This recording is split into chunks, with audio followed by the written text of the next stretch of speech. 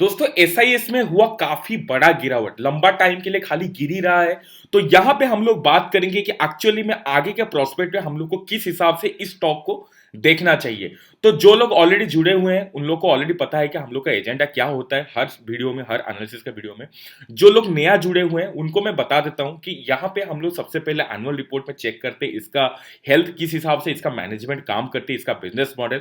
उसके बाद हम लोग बात करते हैं कि जो स्टॉक है, जो बिजनेस है, उसमें क्या मोट है, इसमें क्या कंपिटेटिव एडवांटेज है, सो दैट हम लोग को जो इन्वेस्टमेंट रहेगा लॉन्ग टर्म के लिए वो काफी हम लोग को मदद कर सकता है। क्योंकि लॉन्ग टर्म में जो स्टॉक मार्केट है वो आज कैश मशीन की तरह काम करता जरूर है। और यहाँ पे उसके बाद हम लोग इसका फिनेंशियल चेक करेंगे कि सो दैट यहाँ पे मैनेजमेंट का जो ऑपरेशन है किस हिसाब से वो लोग हेल्दी कैश फ्लो मेंटेन करते हैं कि नहीं, उसमें प्रॉफिट लॉस किस हिसाब से है। उसके बाद जो हम लोग का यूएसपी है मार्केट डिलाइट का, that is your technical analysis. तो टेक्निकल एनालिसिस में हम लोग चेक करेंगे कि इसका प्रॉपर प्राइस रेंज क्या है, आगे के टाइम पे शॉर्ट टर्म में क्या टारगेट हो सकता है। अगर ऊपर की तरफ आप लोग का पैसा फंसा हुआ है तो आप लोग को किस हिसाब से स्ट्रैटेजी लेना चाहिए। और शॉर्ट टर्म में अगर स्विंग ट्रेड कोई करता है, इंट्राडे करता है, तो वहां पे किसी अगर is there is in possibility अगर है तो उसमें किस हिसाब से स्ट्रैटेजी बनाना चाहिए, सो दैट आप लोग इनकम कर पाओ, आप लोग अच्छा खासा मुनाफा कमा पाओ। तो आखिर तक वीडियो के साथ मेरे साथ बने रहिएगा सो दैट आपको कंप्लीट इंफॉर्मेशन मिल सके। बीच में छोड़ना मत, बिकॉज ये एक चेन प्रोसेस है, कहीं पे बीच में टूट जाता है तो दिक्कत तो होता है। और उसके बाद आप लोग का जो ये 10 से 15 मिनट का यहाँ पे वीडियो रहता है वो बार बार आपको देखना बन जाएगा, उसमें आप लोग का भी टाइम वेस्ट हो जाएगा, तो जो कि आप लोग को ज्यादा फ्रूटफुल नहीं हो सकता है। तो मैं कोशिश करूंगा कि आप लोग को कंप्लीट इन्फॉर्मेशन देने के लिए, और आप लोग कोशिश करना कि एक ही बार में वीडियो को कंप्लीट देखने के लिए। नमस्कार दोस्तों, मार्केट डिलाइट में आपका स्वागत है। मैं आपके साथ बात करने वाला हूं आज एसआईएस लिमिटेड के बारे में।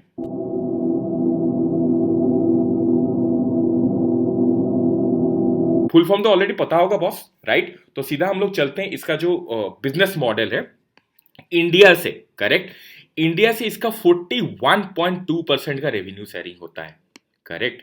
और ये एक सर्विस सेक्टर कंपनी है, इसका कोई अपना प्रोडक्ट नहीं है। ऑलरेडी दूसरा का जो अच्छा प्रोडक्ट होता है उसको चुन के ये यूज करता है, जैसे कि आप लोग को ऑलरेडी पता है। और यहाँ पे जो बाहर का है, मतलब आउट ऑफ द इंडिया, इसका जो रेवेन्यू आता है 43.7% के हिसाब से आता है। मैं बता देना चाहूंगा कि ये दिल्ली से कंपनी शुरू हुआ था, और यहाँ पे काफी अच्छा, यहाँ पे जो इसका डाइवर्सिफिकेशन है काफी हर जो देश को, जैसे कि न्यूजीलैंड में हो गया, ऑस्ट्रेलिया में हो गया, काफी अच्छा इसका सिंगापुर हो गया। तो बहुत अच्छा इसमें डाइवर्सिफाई किया हुआ है जियोग्राफिकली भी, और इसका प्रोडक्ट वाइज भी, और इसका सर्विस वाइज भी। तो जो सबसे बड़ा जो हम लोग का दिख रहा है कि बाहर से जो आ रहा है पैसा, मतलब फॉरेन मनी आ रहा है, that one is the big percentage in the revenue. तो इस हिसाब से इस सिक्योरिटी एजेंसी का एक अच्छा खासा फ्यूचर आप लोग बोल सकते हो। प्रेजेंट तो कम से कम अच्छा है, और यहाँ पे 15% के हिसाब से यहाँ पे आता है फैसिलिटी मैनेजमेंट से, राइट। तो फैसिलिटी मैनेजमेंट में आप लोग का आ जाता है क्लीनिंग हो गया, वो हाइजीन मैनेजमेंट हो गया। अभी के सिचुएशन पे आप लोग को पता है कि किस हिसाब से ये वाला जो सेक्टर है आगे बढ़ रहा है, और यहाँ पे जिस हिसाब से यहाँ पे रिक्वायरमेंट बढ़ रहा है, जिस हिसाब से डिमांड बढ़ रहा है, उसका कॉस्टिंग भी उसी हिसाब से बढ़ रहा है। उसका मार्जिन ऑफ जो प्रॉफिट होता है, प्रॉफिट मार्जिन जो होता है, उसमें भी काफी अच्छा खासा बढ़त आया हुआ है।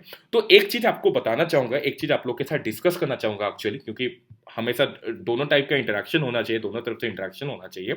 मेरे को कमेंट सेक्शन में बताना एक बार चीज कि जो सिक्योरिटी एजेंसी क्रिएट करना कितना मुश्किल है। मानता हूं ये टॉप 10 सिक्योरिटी एजेंसी में है इंडिया में। और यहां पे अगर अब मैं बात करूंगा, मैं अगर कल सिक्योरिटी एजेंसी खोलना चाहूंगा तो यहां पे मैं आपको क्या बात कर सकता हूं, किस हिसाब से यहां पे आप लोग बोल सकते हो कि कितना मुश्किल मेरे को हो सकता है। यहां पे एक ही चीज एसआईएस के पास है, that is your brand value. मैं ये बात नहीं कर रहा हूं कि यहां पे अगर दूसरा पीडीलाइट इंडस्ट्रीज खोलना जितना मुश्किल है, जितना आप लोग का सेकंड मारुति खोलना मुश्किल है, उतना मुश्किल है क्या एसआईएस के जैसा एक और एक सिक्योरिटी एजेंसी खोलने के लिए? Answer is yes and no. आप लोग ऑलरेडी स्कैम 1992 देख ही चुके होंगे। तो यहां पे answer is yes and no का मतलब क्या हुआ कि अगर ब्रांड वाइज बात किया जाए, ब्रांड वैल्यू के वाइज बात किया जाए, तो आप लोगों को मुश्किल हो सकता है, यस, आप लोगों को काफी लंबा टाइम लग सकता है। बट अगर आप नया सिक्योरिटी एजेंसी खोलते हो and you will get the good resource, और वहां पे आप अच्छा सर्विस देते हो, देन आप लोकल वाइज अगर लंबा टाइम के लिए आप लोग काम करते हो, फंडिंग लेके काम करते हो, then you will get a very good market response, correct. तो यहाँ पे उस वो टाइप का जो कॉम्पिटिटिव एडवांटेज है एसआईएस के पास बिल्कुल भी नहीं है। एंड अगर एसआईएस के जगह सेम सर्विस अगर आप उससे थोड़ा सा कॉस्ट कम करके यहाँ पे सेम ट्रस्ट के साथ दे सकते हो, then you will also boom in the market, right. तो ये था मैं कोशिश जो किया था कि आप लोग को जो कंपेटिटिव एडवांटेज बताना। तो लॉन्ग टर्म इन्वेस्टमेंट के लिए हम लोग इसको चुन सकते हैं, बट स्टिल थोड़ा सा कसन के साथ कि इसके पास कंपेटिटिव एडवांटेज नहीं है, करेक्ट।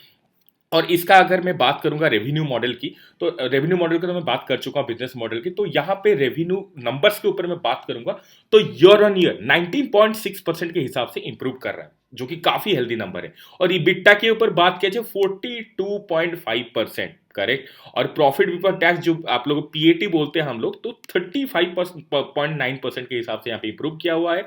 और आरओई रिटर्न ऑन इक्विटी के ऊपर बात किया जाए 327 बीपीएस के हिसाब से यहाँ पे इंप्रूव हुआ है।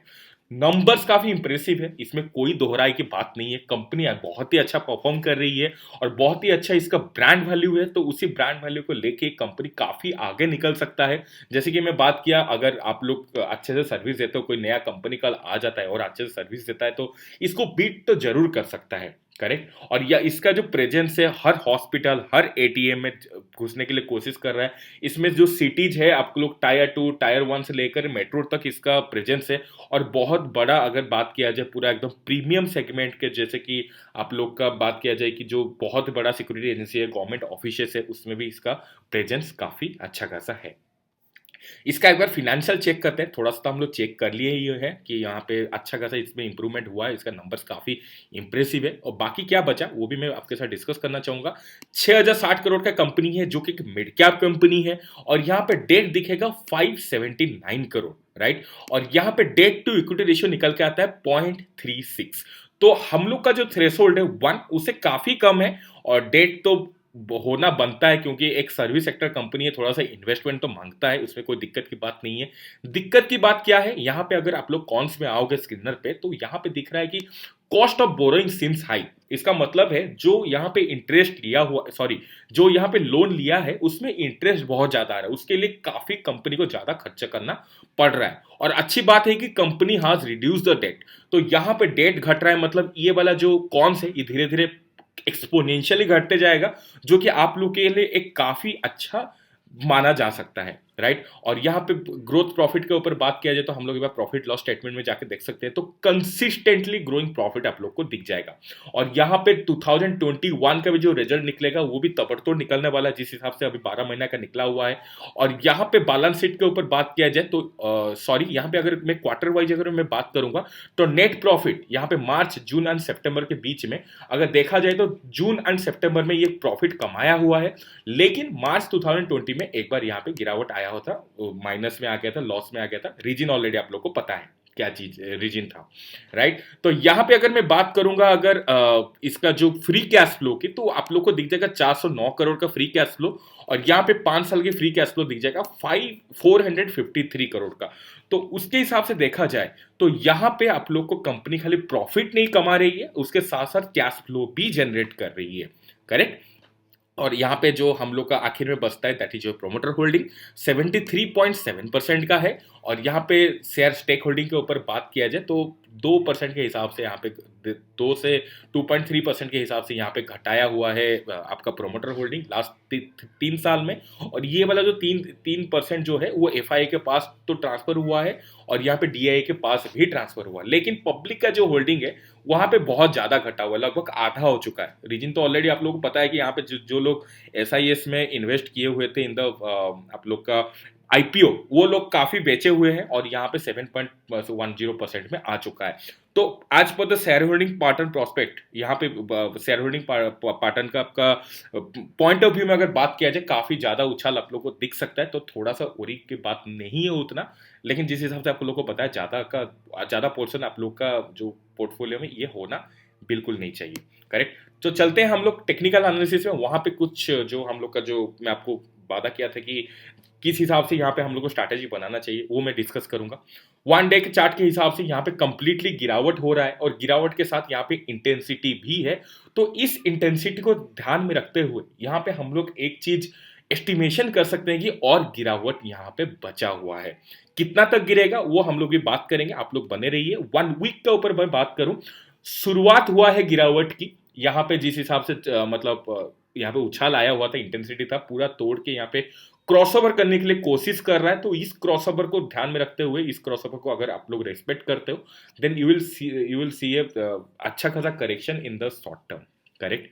और यहाँ पे 1 मंथ के हिसाब से बात किया जाए तो यहाँ पे भी सेम सिचुएशन है। यहाँ पे गिरावट तो हुआ था, संभाला हुआ है, लेकिन कोई फायदा नहीं हुआ, फिर से गिरावट दर्ज करने के लिए तरार में है, राइट। तो तीनों टाइम फ्रेम है, 1 डे, 1 वीक और 1 मंथ, उसके पास जो गेट है उसके बाद ही गिरावटी होना है, ये हम लोग को समझ में आ गया। अगर हम लोग को लॉन्ग टर्म बेसिस में अगर बात किया जाए, जो कि 2200 एक्सपोनेंशियल मूविंग एवरेज के आसपास होता है, तो यहाँ पे आप लोग को दिखेगा जब भी ये ब्लू लाइन के नीचे ये वाला स्टॉक होता है तो थोड़ा सा गिरावट तो यहाँ पे दिखाता है। एक बार जब भी एंटर करता है, मैं हर जगह में आप लोग को देखना है कि जो ब्लू लाइन के नीचे जब आता है उसके एंट्री पॉइंट के बाद क्या सिचुएशन हुआ है, यहाँ पे भी एंट्री पॉइंट के बाद क्या सिचुएशन हुआ है और यहाँ पे भी एंट्री पॉइंट के बाद क्या सिचुएशन हुआ है। तो उसके हिसाब से अगर गिरावट के ऊपर देखा जाए तो यहाँ पे अगर मेजरमेंट किया जाएगा तो लगभग आप लोग का 30% के आसपास, मिनिमम तो 20% आ रहा है, उसको मैक्सिमम 30% के आसपास का आ रहा है, उससे भी बहुत ज़्यादा है ये वाला गिरावट आईपीओ के बाद वाला का टाइम पे। तो यहाँ पे आप लोग को 20% गिरावट तो और भी दिख सकता है, ये तो नज़र में आ ही जा रहा है। लेकिन यहाँ पे थोड़ा सा जो कसन है, यहाँ पे जो उछाल भी हुआ है, करेक्ट, तो यहाँ पे छोटा सा उछाल हुआ है तो गिरावट 20% तो नहीं होगा, उसका भी गिरावट भी उतना ही छोटा होगा और उस हिसाब से आप लोग को उतना ज़्यादा ओरी होने का जरूरत नहीं है। मैं जानता हूँ कि आप लोग का थोड़ा सा धड़कन बढ़ ही गया होगा इतना बड़ा गिरावट आने के बाद ही। तो यहाँ पे मैं उस हिसाब से मैं अगर बात करूंगा तो यहाँ पे आप लोग को दिख जाएगा एक छोटा सा गिरावट। और गिरावट का जो मेजरमेंट है मेरे हिसाब से अभी के लिए जो लग रहा है, दैट इज योर 348, करेक्ट। तो 348 के हिसाब से आप लोग देख लो किस हिसाब से हो रहा है। और उसका आसपास का ऊपर बात किया जाए तो यहाँ पे अगर मैं ड्रॉ करता हूँ इसका लाइन, तो आप लोग को यहाँ पे कंप्लीटली नजर आ जाएगा। और ये मैं ड्रॉ कर दिया लाइन, और यहाँ पे एक सेकेंड, ओके। तो यहाँ पे अगर रेस्पेक्ट करता है तो वहाँ पे 348 तो आसपास को तो आ ही सकता है, अगर उसके नीचे आता है तो अभी के लिए 348 से 360 के बीच, मतलब 350 360 इसी के बीच में ये रेंज में आ सकता है ये जो स्टॉक है, करेक्ट। और उसका बाद जो उछाल आएगा, उसका जो करेक्शन के बाद उछाल आएगा वो कहाँ तक जा सकता है, बहुत ही अच्छी क्वेश्चन है। तो यहाँ पे आप लोग को दिख जाएगा काफी लंबा गैप डाउन ओपनिंग हुआ था, करेक्ट। तो इसी जो गैप डाउन ओपनिंग जो हुआ था उसके हिसाब से अगर बात किया जाए, थोड़ा बहुत यहाँ पे जो करेक्शन आएगा लगभग 30% को उछाल आ सकता है। तो यहाँ पे आप लोग का एंट्री प्राइस और एग्जिट प्राइस सही होनी चाहिए, सो दैट आप लोग को एक ज़्यादा अच्छा खासा मुनाफा दिख सके, करेक्ट। तो 697 को टारगेट रख के, और आपका जो एंट्री पॉइंट मैं ऑलरेडी बता चुका हूँ 350 से 360 के बीच में, तो उसी के रेंज के अंदर आप लोग काम करते हो, then will get a very good return in the short term, right. और यहाँ पे मैं बात करूंगा जो निफ्टी के साथ कोरिलेशन कोफिशिएंट की 0.75 के आसपास का है, तो यहाँ 0.79 के आसपास का है, आई एम सॉरी। तो वहां पे अगर बात किया जाए तो निफ्टी जिस तरह मूवमेंट करेगा, चांसेस है कि SIS जो सर्विसेज लिमिटेड है, तो वहां पे आप लोग को उस हिसाब से मूवमेंट हो सकता है। और यहाँ पे सबसे ध्यान देने वाली बात है दैट इज योर डाइवर्जेंस। तो डाइवर्जेंस से जिस हिसाब से यहाँ पे डाइवर्जेंस बन रहा है, अगर यहाँ पे रुकता है, यहाँ पे जिस हिसाब से मैं बात किया, अगर 368 के आसपास का रुकता है और यहाँ पे वॉल्यूम भी डाउन हो रहा है, तो ये एक हिडन बुलिश डाइवर्जेंस है। मैं ध्यान में फिर से रखना है, हिडन बुलिश डाइवर्जेंस है। तो यहाँ पे उछाल दिखाना ही है उसको। इसके बाद जो उछाल दिखाएगा आप लोग को पकड़ में भी आना मुश्किल हो सकता है, लेकिन आप लोग को जो प्राइस रेंज है उसी प्रॉपर प्राइस रेंज को वहां पे एंट्री करना काफी जरूरी हो जाता है, करेक्ट। और यहाँ पे मैं जो बुलिस वाला जो होता है, जो बुलिस कॉल होता है, बाय कॉल होता है, मैं बहुत कम देता हूँ। और SIS में मैं मतलब बहुत दिन के बाद एक बाय कॉल दिया हूँ, लेकिन एक सर्टन रेंज में मैं फिर से दोहरा देता हूँ, मतलब आप लोग हड़बड़ी में यहाँ पे एंट्री कर लोगे, then you will get a very less return, correct. और यहाँ पे मैं बात करूंगा 1 डे चार्ट के हिसाब से हाइकिनेस एंड स्टोकेस्टिक RSI में।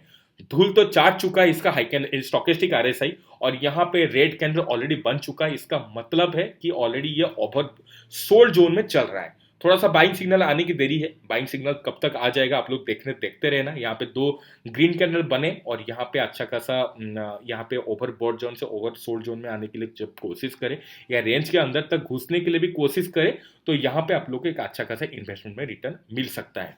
और यहाँ पे जिस हिसाब से यहाँ पे 3 ग्रीन कैंडल बना हुआ है, लेकिन यहाँ पे आप लोग देख पाओगे कि थोड़ा सा रेंज के अंदर ही आ गया था, तो ये कैंसिल आउट हो गया।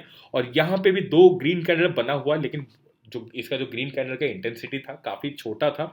और यहाँ पे अगर अच्छा खासा ग्रीन कैंडल बनता है और यहाँ पे ओवर सोल्ड जोन में आप लोग को मिलता है स्टोकेस्टिक आरएसआई, तो आप लोग एंट्री कर सकते हो आराम से।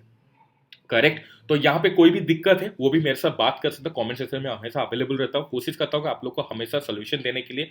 1 वीक के ऊपर बात किया जाए, यहाँ पे काफी ज्यादा गिरावट दिख रहा है और यहाँ पे जिस हिसाब से चार्ट बना हुआ है, गिरावट अभी खत्म नहीं हुआ है, आगे के टाइम पे काफी ज्यादा गिरावट हो सकता है। शायद हम लोग का जो टारगेट है 350 से 360 वहां पे जाके रुक सकता है और वहां पे अगर बाइंग सिग्नल आता है तो वहां पे आप लोग एंट्री कर सकते हो।